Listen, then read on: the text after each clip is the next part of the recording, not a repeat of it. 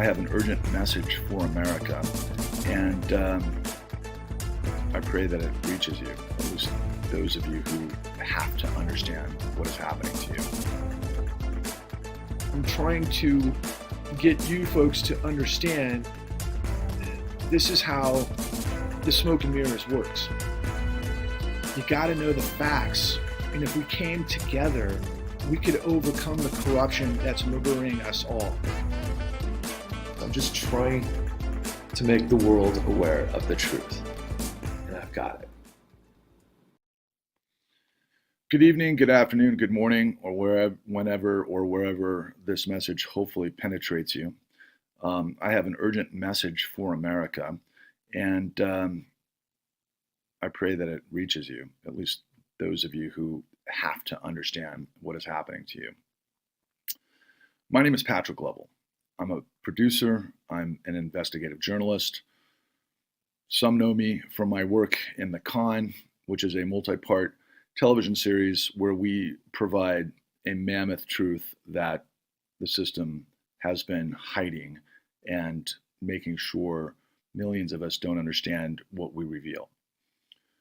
This would be like a movie if I actually thought anybody would watch it, but I'm taking this opportunity to try to speak to you directly and to try to connect with you, because we've got to somehow find the magic key to unlock your mind in this massive noise, white noise of misinformation and disinformation that has had us all over the map, except focusing on where the actual problem is.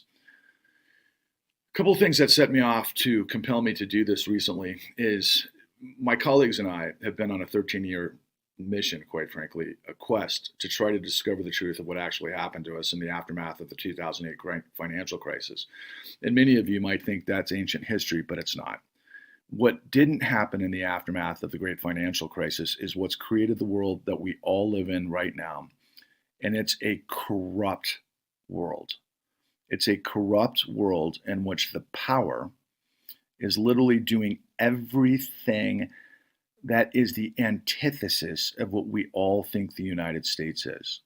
We've all been taught that the country operates by the rule of law, where no one is above the law.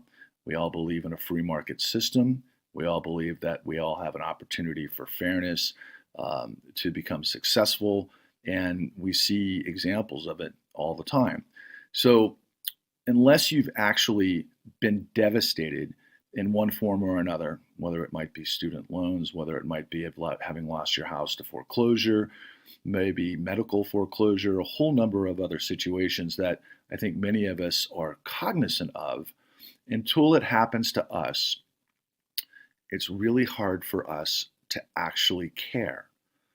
But that's got to end. There's way too many of us that have been betrayed, sabotaged, and destroyed. I am one of you.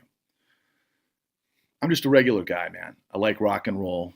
I like surfing. I like snowboarding. I love football. I love all sports. I'm just kind of like the rest of us, right? And I'm just a working fool, stiff, I should say, who cares deeply about his family.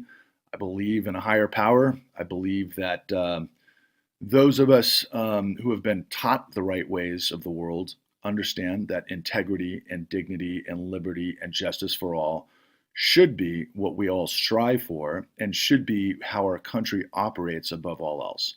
But I'm here to tell you it's all a myth and it's all a lie, and you all know it. But unfortunately, you just don't understand the details of what happened to create the world that we live in. Now, a couple of things set me off recently to compel me to try to make this video to reach you, but it's just remarkable what a mess we're in. The wheels have fallen off.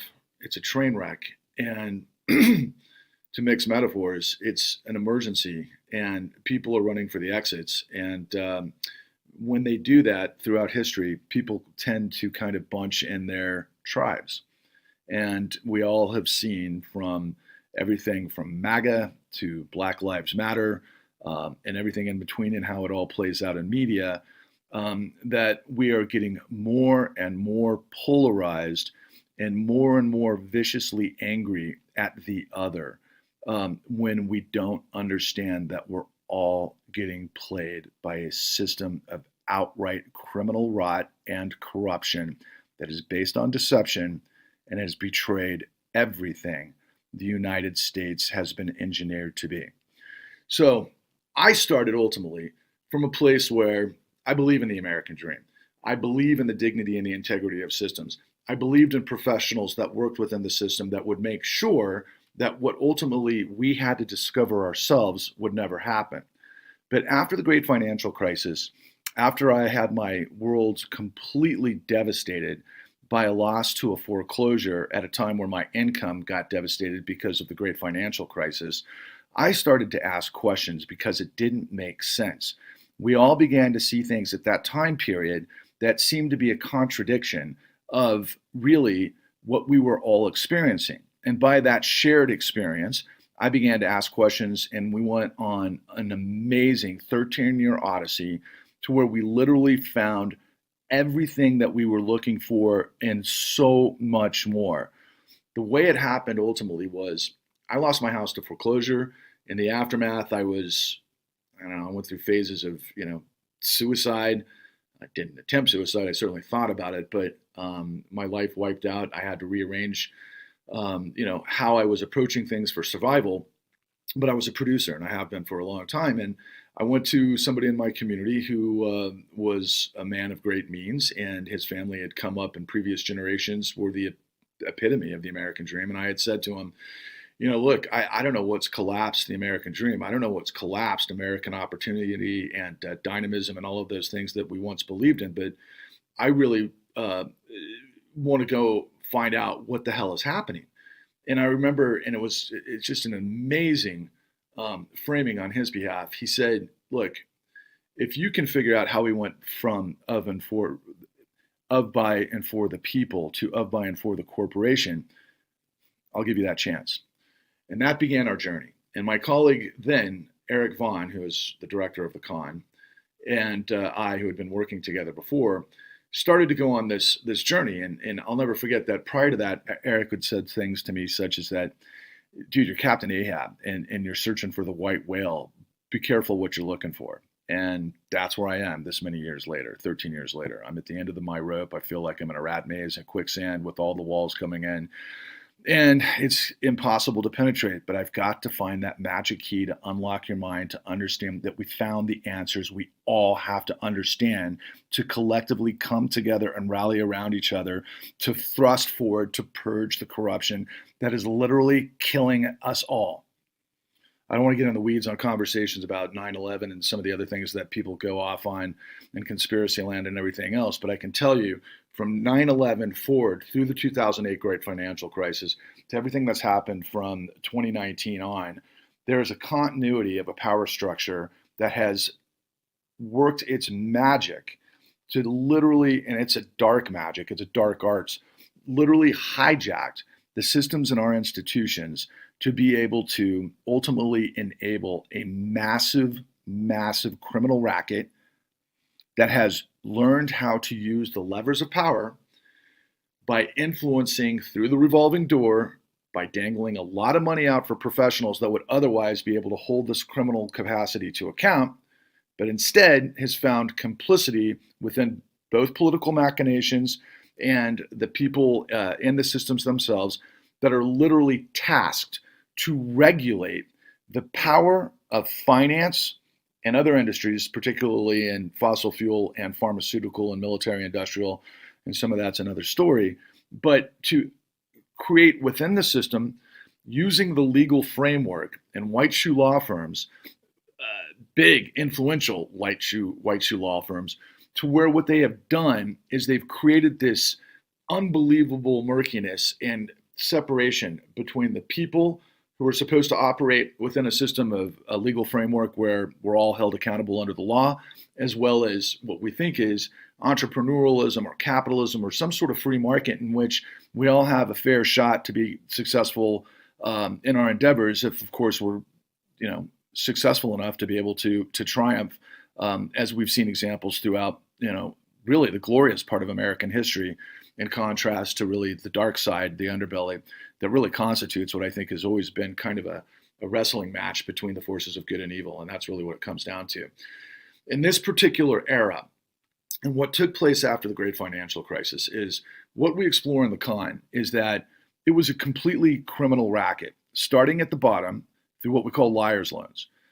Tens of millions of loans were used to set people up, a majority of whom actually owned their houses or had a lot of equity in their houses, but because the economy was stagnant, because people needed money to live in an inflated society where goods and services and other things were kind of out of reach, the only thing that was increasing was the asset value of their home. And this could be used to leverage, to lend against the equity in your home, to refinance your house, to get the cash out to deal with, if you were elderly, things like dealing with, healthcare issues, or, possibly a vacation, or possibly any number of items that people had no longer had the ability to maintain because their money was basically stagnant at that time, especially if you were living on fixed income. So as a result of this, the industry itself began targeting literally the most vulnerable in our society. It started with African American widows. Can you imagine a more deplorable, diabolical machine of deception than trying to find widows of couples that were part of the Great Migration that came out of a previous era of literal, again, betrayal to the ideals of the American system through Jim Crow, which led to the Great Migration, which led to these African Americans relocating in places like the industrial powerhouses during the World War II, where they were able to work in factories, make more money than they ever did in the agrarian South. And as a result, tens of thousands of these types of couples were able to purchase homes in places like Cleveland and Akron, Ohio, and other places in the great Midwest, especially when we had a great industrial base that fostered this sort of economy. And so in this particular case, decades later, after a lot of the times the men who were the breadwinners, owned their homes outright and they passed on, the women inherited these houses, but they were on a fixed income. And then they started to have problems with their roofs. They had problems with their health care. And lo and behold, somebody knocks at the door and says something along the lines of, this is how much your house is worth, and this is what we can do to provide you money now to handle all of the challenges that you're now dealing with. And that allowed for an unbelievable setup. Now, it would be one thing if it ended there, but it ended up grasping the entire country. And an entire country through these incredibly diabolical liar's loans, which a lot of people seem to think to this day were legal. Now, parts of them were legal under specific constructs, but the way they were used was to create deceptive acts and practices which were against there were civil rights violations and felonies across the country based on unfair, deceptive acts and practices that we would all expect our country would have in place to be able to protect consumers and homeowners, just based on common sense. You don't lie to somebody to be able to steal their houses. You don't sell somebody a car that has faulty brakes so that they blow up so that the person selling that car could collect on the insurance, for example. That's exactly what happened in the housing industry. Take that a step further. What if we all got on a plane tomorrow going to go visit our Aunt Margie in Indianapolis, Indiana, and then we went down in flames, and then we found out that was by design? That's what the great financial crisis was all about. We were all set up. And when it all fell apart, because it was a humongous global catastrophe, because the liar loans were on top of lending malpractice, that were on top of appraisal malpractice, actually got that flip-flop, but then into credit rating agencies, all of the systems of stopgaps that were set in place to protect investors and to protect the credibility of the system all went out the window, because in the time period of 2002, after 9/11, the society stagnated because of what happened with the wars in the Middle East. And the Federal Reserve and the Bush administration pulled out all the stops to create this housing bubble. And as a result, all of these malpractices were involved every step of the way that ultimately would trigger a global collapse that started in really March of 2007 with the collapse of Bear Stearns, and then ultimately what most people understand and recognize is the collapse of the 2008 crisis in September of 2008 when Lehman Brothers went bankrupt. As a result of this massive calamity, the United States government was in transition. We went from the Bush administration to a populist wave that then President Barack Obama rode on the crest of change we can believe in. There was a FDR moment, and I hope that's not lost on you, because what you need to understand what that means was we had another period in American history that was very similar to what took place in 2008. Prior to I'll start in 1929, but that is known as the day of the great stock market crash that led to this global calamity and this great upheaval that led to the Great Depression that would then, of course, ultimately lead to World War II. In the aftermath of that horrific global event, many things took place, right? You had, on one side of the equation, the growth of fascism, and then on the other side of the equation, you had the growth of communism, both that played out obviously in what became Hitler's Germany and Stalin's Russia. But in the United States, FDR came in and is well known to have said, we saved capitalism from itself. And ultimately what they did was there was a transition period in 1933, prior to FDR coming on board, where there was already in play an investigation by the United States government led by an Italian immigrant, a Sicilian immigrant, that spearheaded a congressional inquiry into why the Great Depression happened. The gentleman's name was Ferdinand Pecora, and he was a crack prosecutor. He had understood, above all else, the mob.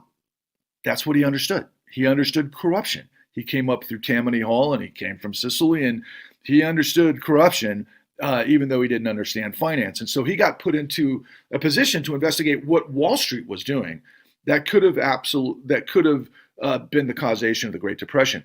And when he looked, he investigated, and the guy was absolutely magical, but he was able to find the answers to what caused the Great Depression, which came from the CEOs on Wall Street that were selling all sorts of bad products through a whole menagerie of complicated financial instruments that could have been insider trading, that actually, for all of those who are familiar with financial products, they actually shorted the market, and almost all of the same exact parallels to what happened in 2008. Why is that important? Well, what they did was they discovered the problems.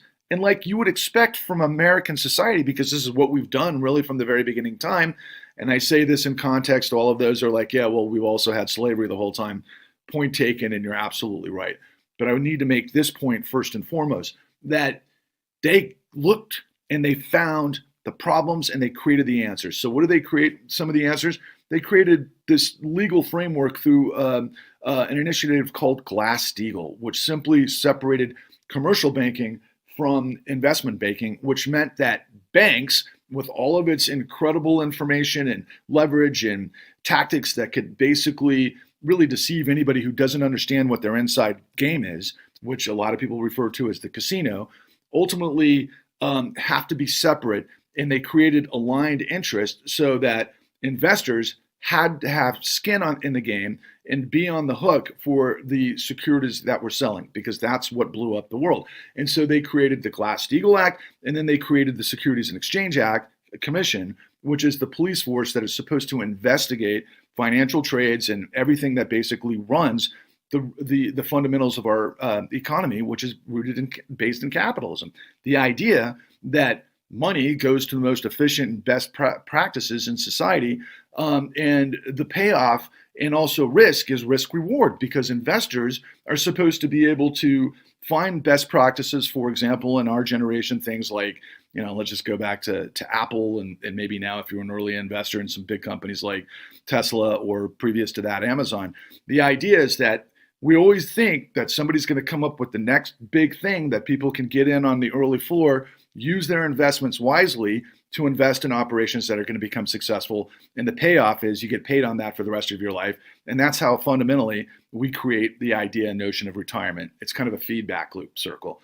But what we created back after the Great Depression was in 1933, we had the Securities and Exchange Act, which was to essentially police this industry.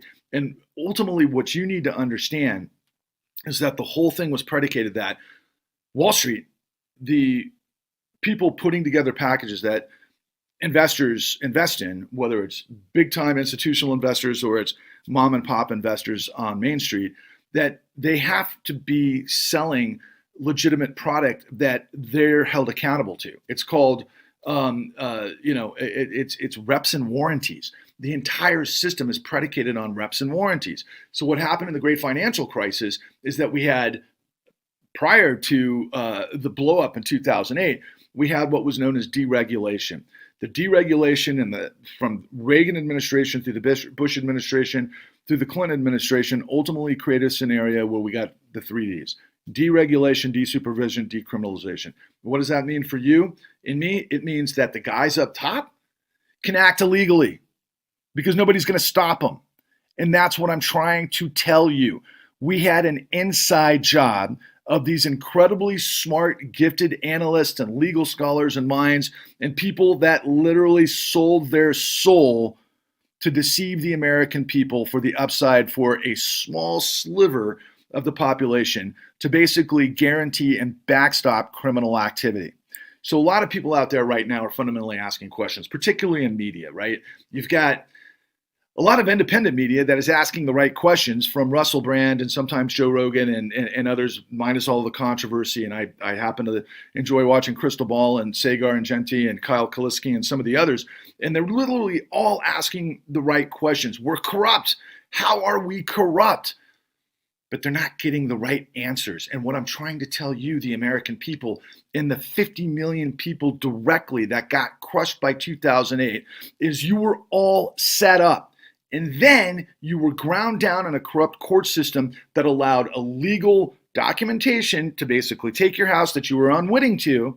Many of you went the distance and you learned all of these incredible tricks of the trade that you then turned me on to, that I still to this day can't believe that judges would sit on the bench after tens of thousands of cases knowing that there was document fabrication that would enable servicers and foreclosure mills and all sorts of actors in this just toxic pool of hyenas that were basically able to rip people out of their houses, throw them into the netherworld, destroy their families. We know people had committed suicide in crazy numbers. So many people ended up homeless. So many people ended up divorced. The collateral damage is incredible. I got to put this into perspective from this sort of view, right?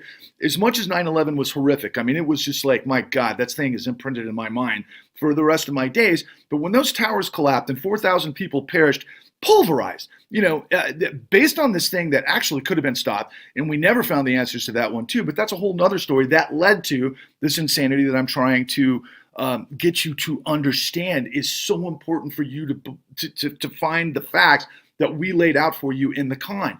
And ultimately what we did was 16 million filed foreclosures. Okay, let's just say it's 10 million houses. That's 30 million people. So 30 to 50 million people directly impacted by this. That was a criminal activity. And instead of actually doing the investigation of the Department of Justice through the FBI that was all underway, and we know the good guys that actually were trying to make that happen because they're in the con, my friends, and they gave us our credibility and everything else. And, at times I'm feeling like I'm coming unhinged right now, but I'm not unhinged. I'm justifiably furious because of what's going on. What they did, it was an inside job to quell the investigation, to make sure the people never understood the details of what it is I'm telling you now and the details that are in our monumental series that's on the sidelines. It's available, and I'll tell you that information shortly, but there's so much to why you don't know the truth, right? So the Obama administration comes in. Everybody thinks this guy is the greatest, guy since anything. I was one of them. I voted for him twice. I thought that Obama was going to save the world and what we were going to create the kind of new sort of beginning that the FDR administration did back in the 20s. But instead, President Obama got to be the good guy, got to try to create this, this magical healthcare thing. That was a major problem too. But what he did was he let Wall Street get away with it. America, I need you to understand that at play at that time, we were sold that there was going to be this just giant package deal from Congress that played out in a $700 billion troubled assets relief program that was to create liquidity for Wall Street. We didn't know what that meant at the time. And there was $50 billion baked in to create what was known as the Home Affordable Modification Program to try to keep people in their houses. They did that with the Resolution Trust back after the Great Depression. That's more involved information, but what that means is the idea is that government of, by, and for the people works for the people, and the people were set up through a criminal racket, but that instead didn't lead to a massive investigation where every single CEO who was responsible for this madness, which we also identify in the con, and there's a reason and a how-to that they engineered this incredible diabolical machine, they got away with it. They got away with it completely. They got away with those 10 to 16 million filed foreclosures that created those tens of thousands of suicides, and probably I wouldn't be surprised if it's millions of homeless, and all of the other collateral damage that, in contrast, quite frankly, to 9/11 and Osama bin Laden, or if I said the Gaudis, or if I said Pablo Escobar, is tiny in comparison to what our financial system and our legal system did to the American people and the American dream. I know so many of you people out there know that the system is rigged. I know that so many of you people want to blame someone.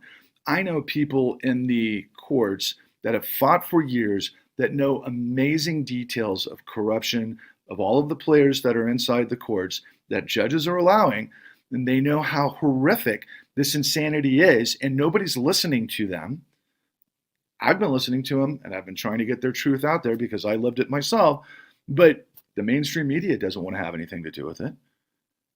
But those same people, honestly, many of them have found refuge in Donald Trump. Now, you got to understand this, America, and I'm speaking directly to you, right, America? That is insane. Donald Trump has been up to his eyeballs in this story his entire career. We all know that it's public information, look it up if you don't believe me, he settled for $25 million with predatory lending practices and Trump, his Trump business and, Trump University, right? But before that, he was involved with Trump loans, and they were predatory loans. He got in the mortgage business. Prior to that, he's been doing real estate development forever, and there's a whole host of things that are now on display, and that's really what kind of set me off and why I wanted to try to make this message to try to penetrate with you, because it's going to bring this all to you now. So Donald Trump right now is under investigation in the New York AG's office for what we call control fraud. Now, if you ask Rachel Maddow, and we have seen her all over the place recently because it's safe for Rachel Maddow on MSNBC to target Donald Trump because it's that good guy, bad guy approach.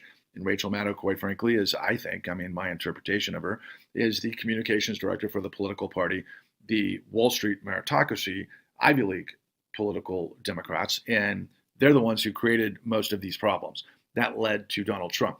But in this, he said, she said, everybody looked the wrong way, I'm going to target this guy without telling you the big story, facade, Rachel Maddow has recently been all over Donald Trump for things like he increased the square footage of his downtown condo from 10,000 square feet to 30,000 square feet. He said that it was worth somewhere in the vicinity of, I think, $200 million versus what it found out to be by appraisers, like $50 million. And the question is, well, why would you do that? Well, you would do that because that's the same system that undergirded the entire great financial crisis that I'm telling you about, that set everybody else up. The whole thing begins, quite frankly, and ends with appraisal values. If you hyper inflate the asset values you can loan against that. That's exactly what Donald Trump was doing in this particular case that Rachel Maddow is now all over. Rachel Maddow is also all over documentation fraud, not in the tune of tens of millions that have affected people that wound up in the courts that got their houses looted and stolen from them, even when these servicers and these foreclosure mills do not have standing to those properties. But judges let them have it anyway because that's a whole nother back-end facade of what ultimately they can get paid off in insurance, and the Treasury of the United States is involved with that. And that's a whole nother can of wax. But that is part of this giant symphony of corruption that I'm trying to make you aware of because it is destroying everybody. Now, Rachel Maddow gets into this documentation fraud story regarding because Giuliani is involved, is apparently, documentation fraud on the electors that certify the election after, that supposedly led to the big lie, which of course, and I'm going to now lay out, I think that Donald Trump has been aware of everything that I've been telling you about forever, and it's his business model. So why wouldn't he go after and create the big lie of documentation fraud and people trying to steal the election? Because that's what that guy's been doing his entire career. All it is this is the formula, people. Lie, deny, switch the blame, and implicate. That's who Air Trump is. The guy's got nailed for 5,000 lies throughout his system. He is so up to his eyeballs in this stuff. It's incredible. In fact, I will tell you this too. In 2012, Donald Trump sued his lender, Deutsche Bank, for him being a victim of predatory lending. Donald Trump, the billionaire, president of the United States, and everything that you want to bring to that picture, literally said in court he was a victim of predatory lending. Addie Polk in the con is a victim of predatory lending. She was a 91-year-old African-American widow who got set up in this whole thing. Like I told you, she was a target of predation because she was a widow. She owned equity in her house, and she got set up on this whole thing, and the story's even worse than that. But she ended up shooting herself 5 times in the chest. She didn't die immediately. I don't know how. It's incredible. It's about 6 months later she died. But that's what this system did to people and continues to do to people, while allowing people like Donald Trump to run roughshod all around the world and make this story about everything that he's up to his eyeballs, but then blame everybody else. Put that into context, for example, versus the whole Rachel Maddow analogy versus what Tucker Carlson did recently. Tucker Carlson did this, 9-minute piece maybe. Maybe it's a little bit of an exaggeration. It was hard for me to stomach watching any of it. But he did this huge expose on the homeless of this country. And basically what he said was the homeless want to be homeless. He said the homeless want to be drug addicts. He said that the states and the cities are incentivizing the homeless to be drug addicts. And then he goes on to show how developers are creating these houses that people are trying to create, or I should say housing, for the poor souls that are living desperately on the streets and all of the stuff that comes with it, which I can't even imagine how horrific that would be, even though I was close myself. And, this guy is blaming the victim. He's blaming the victim that's tied to the great financial crisis and all of the stuff that's happened since. So you've got on the left, supposedly, which isn't really the left, Rachel Maddow, a corporate shill for Wall Street, blaming Trump.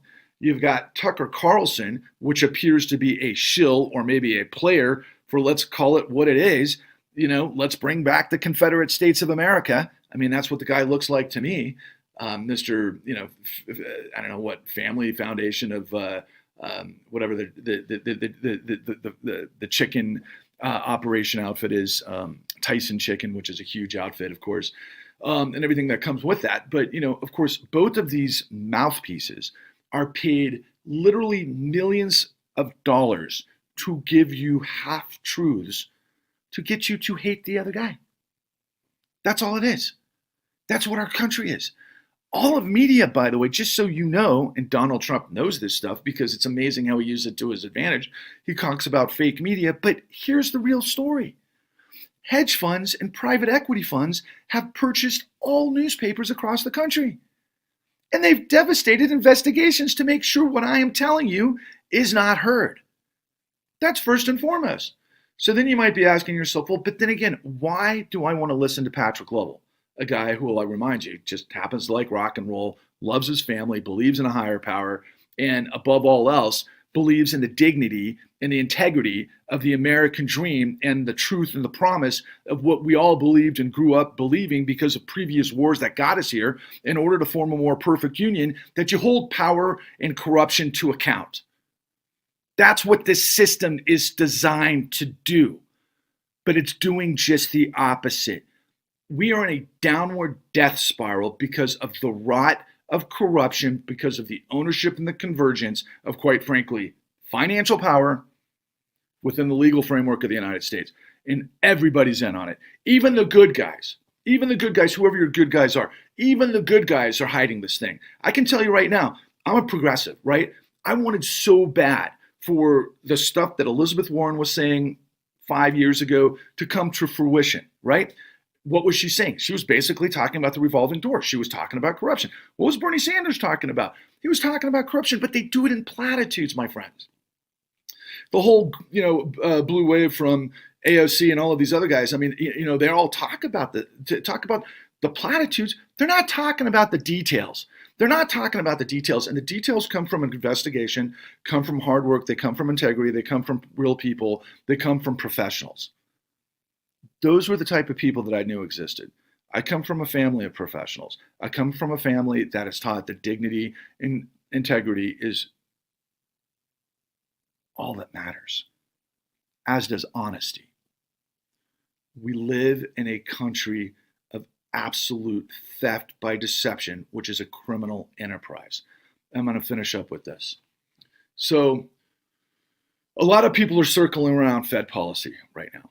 And the Federal Reserve of the United States is always in certain places, this mythological thing, and a lot of people don't trust it. And they thought in 1913 it was created to create this backdoor power that was connected to all of these boogeymen, and and it was a rape and pillage job that was meant to basically betray liberty and justice for all. A couple of shortcuts, obviously. Many people we could talk for days and hours about that, and I hope that one day we will. But like all things, we're people, we're flawed, and there's systems, and sometimes systems work well and sometimes they don't. And typically it's because of the people who are in charge of them. Okay. So, like, for example, we say a lot of times in the con, we don't blame banks. Certainly it was the banks that are involved with this whole thing, and they're the ones who made out like bandits as a result of the whole thing. But it's really bankers that are the problem. It's the same thing with, it's not politics or it's not democracy. It's people within the system, especially those who have power. And in the Federal Reserve, it's no different. So, but the Federal Reserve is the wellspring of this whole thing. And this is where the ultimate, in my opinion, betrayal comes from, that people need to understand and wake up to. And I don't mean wake in the woke joke that's become, in a real understanding, tangible way of how the system works, okay?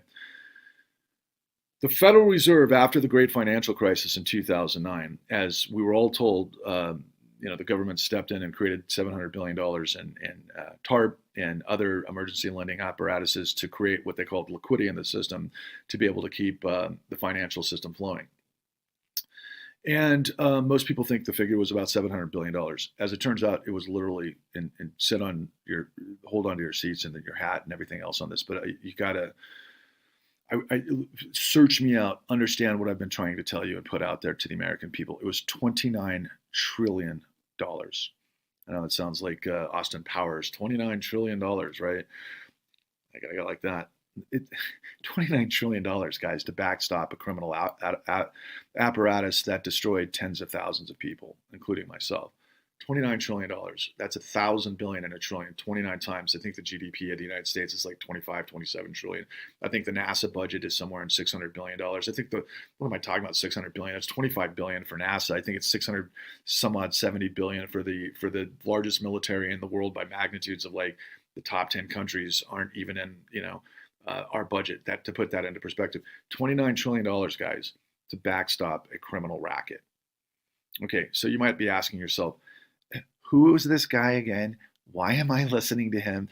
Don't I have TikTok to watch and a bunch of beautiful girls lip syncing while they're dancing, or, some guy running his head into a wall after he drank a keg? I mean, maybe you have better things to do with your time.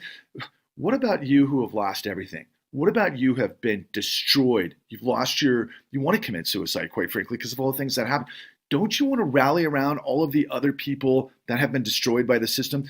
Don't you want to understand the truth of how the system is destroying you and everything that we are? I do. If Pablo Escobar is selling, narcotics all over the world, is it my expectation, even though he, might fund some schools and some really good people in whatever the town of Colombia that, he was operating out of because, he used the money for some good purposes? Does that make it okay that he, shouldn't be held accountable for selling illicit, drugs all over the world?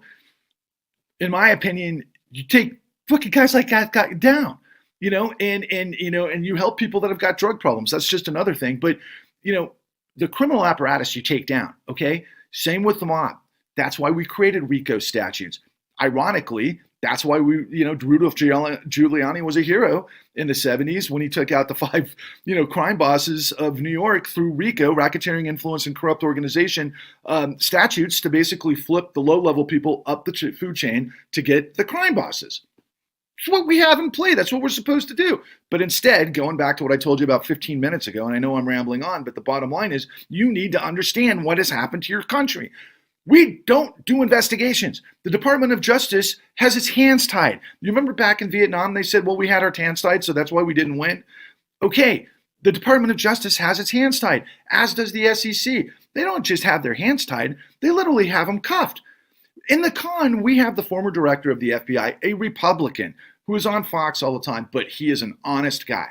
We don't pull punches in the ideological spectrum. What we do is we just get the truth. Chris Swecker, in my opinion, is an American hero. He put together a nationwide dragnet that was getting the low-level players in this incredible Ponzi-like scheme that was what they knew was a predatory scheme, finance scheme, to basically set everybody up in this housing Ponzi scheme. They had this thing dead to rights. In fact, Chris Swecker went on national television. He tried to make the national media aware of it. He tried to get the Bush administration to go full bore on this because he said it was going to be an economic calamity. And the George Bush administration, unsurprisingly for most of you, but you need to know the details, tied his hands. They took the budget away from white-collar crime. Of course, they had it in terrorism because at that era, we're supposedly fighting terrorism, even though the Bushes were super tight with the Saudis. But is it related to domestic issues, and quite frankly, domestic terrorism, as I refer to it as? He tied the hands of the FBI, who had this thing dead to rights. And Chris Swecker tells us on camera that the most sophisticated criminals in the world are these Ivy League suits on Wall Street, and that CEOs should have gone to prison. They should have. They should have gone to prison under RICO statutes. And how do I know? Well, guess what? In the con, we found the only RICO conviction in the country that was put together by a crack team led by Attorney General Mark Dan at that time. And Mark Dan had some issues himself on personal levels, and we all do. We're all flawed. But Mark Dan and the Summit County, Ohio investigation team put together a unit that sussed out this whole crime matrix that I'm expressing to you and explaining to you. And in the end, they got a RICO conviction. And by the way, the FBI was looking at what they did too, but the FBI didn't pursue it. Everybody on the inside knows what happens. There were tens of thousands of people who tried to stop this stuff from happening. Most of them, and many of them we show in the con, they literally got pushed out the door and unceremoniously shoo real American citizen with integrity and guts and fortitude and character and credibility on behalf of an American people who deserve and require that.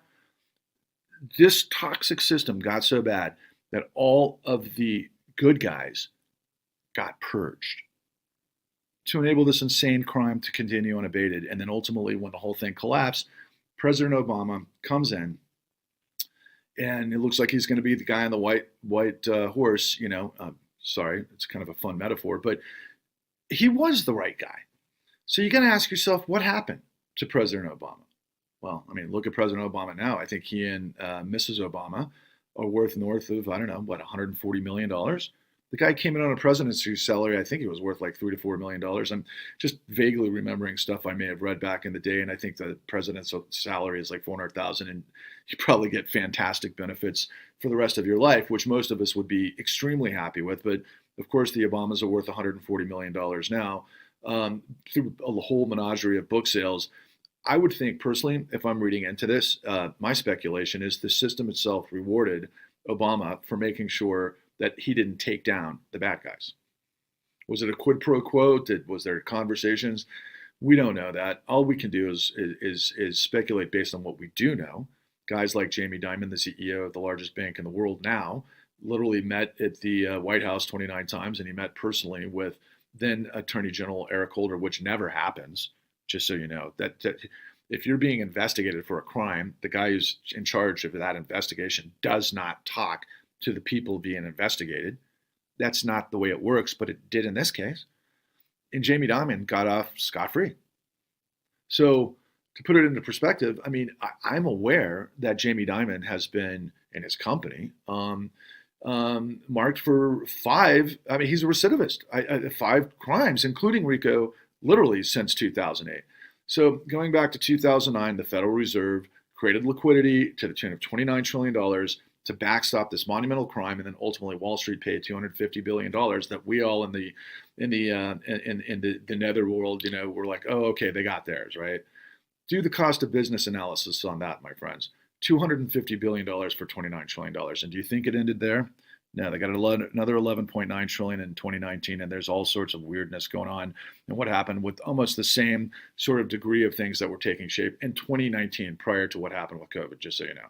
And then since then, we've had, so many more emergency stimuluses. And I'll go back to the very beginning on this in terms of a lot of people are circling around what the Federal Reserve is and supposed to do, but yet what it actually does. So the mandate of the Federal Reserve is that it's supposed to create full employment and wrest away inflation.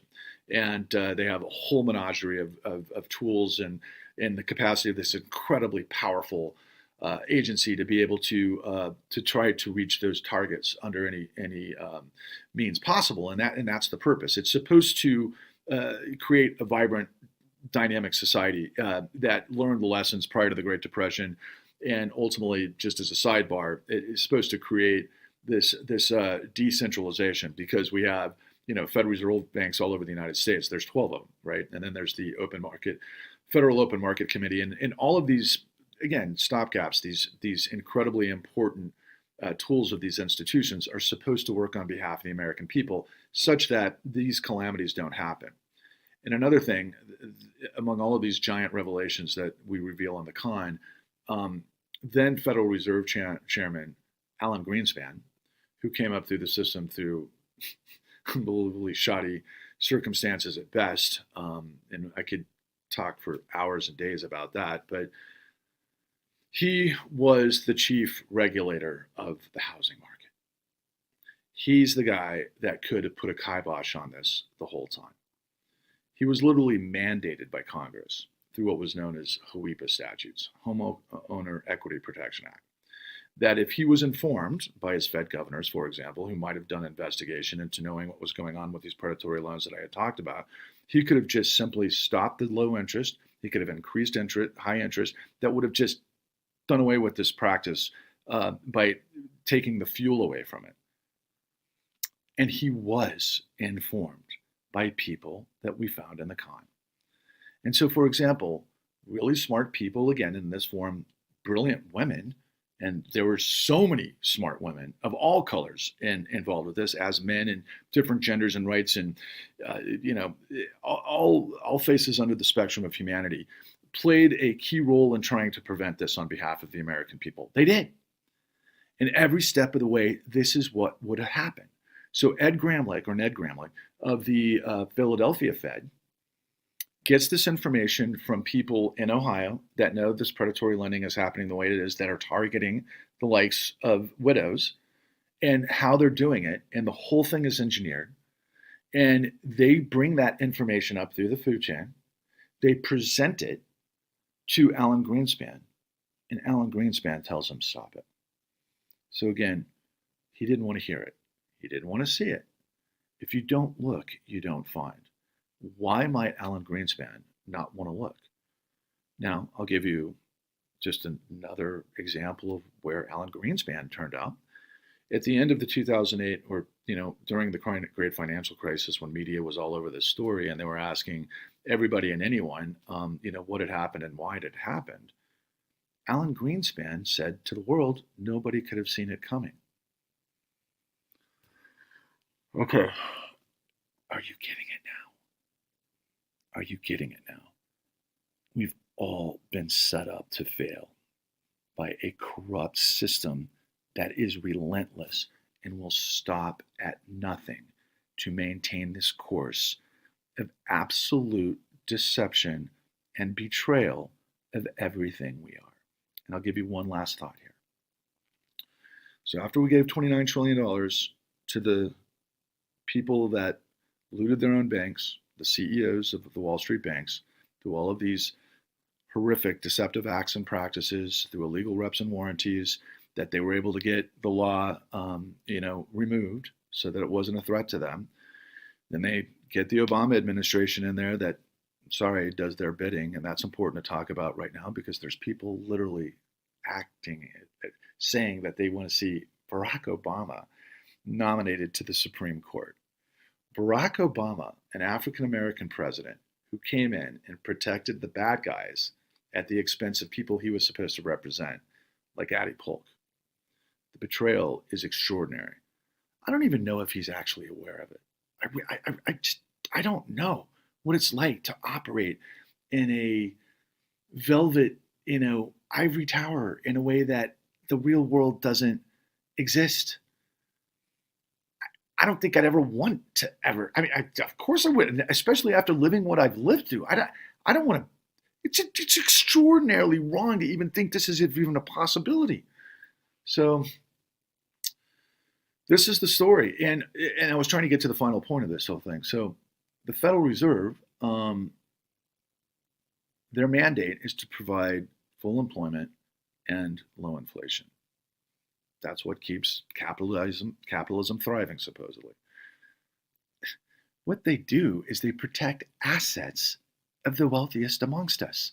And the wealthiest amongst us, and I'm not even talking about rich people per se, I'm talking about rich institutions, like the asset managers that people are starting to ask questions about now, that there's extremely insane revelations. For example, BlackRock, Larry Fink. Who's Larry Fink? They basically run the world. They own the world. They're on the board of directors of all the major companies. They're the largest asset management company I think there is. I think Vanguard's slightly smaller. They're neck and neck in State Street, but they've got like $7 trillion under asset that's global. Dealing with guys like the Saudi Sovereign Wealth Fund into things that are backstopping literally what I've just spent the last probably hour trying to detail for you.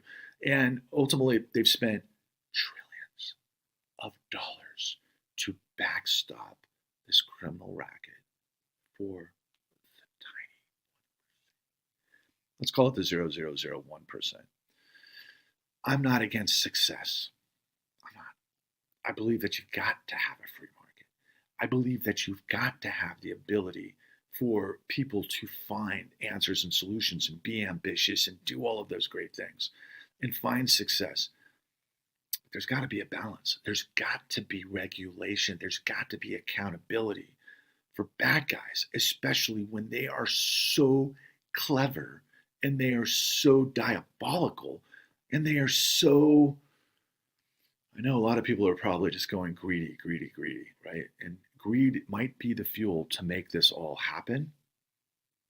But greed isn't illegal. Criminal activity is illegal. And that's the point of everything I'm trying to unlock your brain. I don't know if I found the magic elixir. I hope somehow I've made a breakthrough. I hope somehow that you'll listen to me. I hope that somehow you'll make your way to our work in the con. It's the most important work of our times. It's not because I'm important. I'm not important. I'm just an American citizen who has had enough. If we don't get a hold of this, there will be another disaster and another disaster in another disaster. Don't blame the victim. Don't be the victim. Find us, rally around us, become a part of a movement to purge corruption. And the only way you can do that is if you have the facts. And the facts are in the con. And the con is available. We had to self-distribute it. It is online on Apple TV. It's on Amazon Prime. Yeah, we play with the big boys just to be able to get it out there, but we didn't get on HBO and we didn't get on Netflix, which would have been, where we belonged, considering the giant revelations of what we do and how many people have been victimized by this. But look, I'm telling you right now, the people who are in control of those huge apparatuses are the same people that we expose. And that's why we're not there. I know many of you people would like to think that, hey, well, if it's so important, offer it for free. It's $2 an episode for 13 years of work that took a lot of money to get. It's a free market. I believe in the free market. $2 is nothing to pay for the $29 trillion truth. Look, I paid for Jimi Hendrix albums. I paid for Aerosmith. I paid for tickets to The Clash. I paid tickets to frickin' Snoop Dogg and Beastie Boys. And I would never, I actually snuck into quite a few of those too, if you want to know the truth. But I purchased their stuff over the years. I'll be honest with you. We're all flawed. None of us are perfect, and none of us live in, if they're real, live in glass bubbles. I'm not one of them. I'm a real human being. And I do want to finish with this. I've lost everything in this pursuit of delivering you guys the truth. I've lost my family. I've lost my ability to function. I'm obsessed with this story. I know the truth. I was literally directed, acted, by somebody I deeply, deeply respect. He's been in the trenches on this kind of stuff for literally decades. And he said, Patrick, you know the story. Don't let it drive you crazy, and don't die. You have no idea how many times I wanted to give up completely. I don't mean give up necessarily by, ending my life, although I've considered that. But at the same time, there's too many people that count on me, and too many people in my circle that I love and that depend on me, quite frankly. But I'm all in. I am all in. I have sacrificed everything to aggregate this truth because I am an American citizen. And really, at the end of the day, it was up to us to get these answers that I'm telling you. Please unlock your mind. Please unlock your heart. Please don't buy into lies anymore. We've discovered the truth. We've presented the truth in the con. Once you know it, you can't unsee it. And we have to come together as a population to end this. Enough. Onwards and upwards, America. Thank you for listening.